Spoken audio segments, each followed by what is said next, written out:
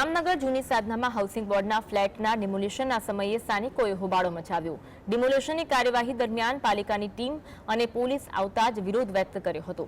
અવારનવાર નોટિસ બાદ પણ જર્જરિત મકાન યથાવત સ્થિતિમાં હોવાથી ડિમોલિશન માટે કાર્યવાહી હાથ ધરાઈ હતી।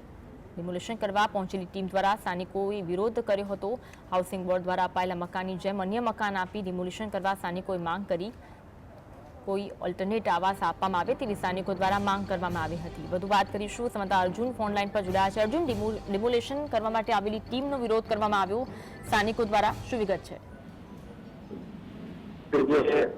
સાધના કોલોની વિસ્તાર છે, તે વિસ્તારમાં જે આવાસ, જે જર્જરિત આવાસ છે તેનો સર્વે જે છે તે મહાનગરપાલિકાની ટીમ દ્વારા કરવામાં આવ્યો હતો અને ત્યારબાદ જે અતિ જર્જરિત આવાસ છે તેને ડિમોલિશન કરવાની કામગીરી જે છે તે હાથ ધરવામાં આવી છે।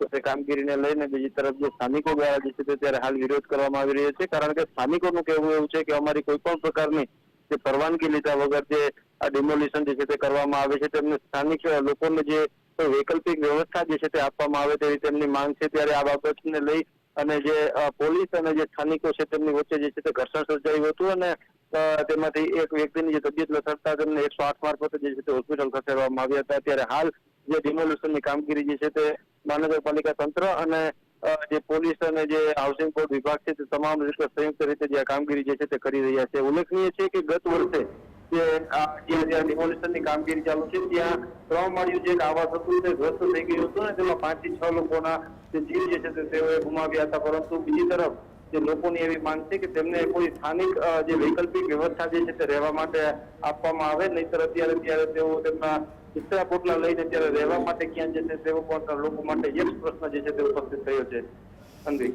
આભાર અર્જુન, માહિતી આપવા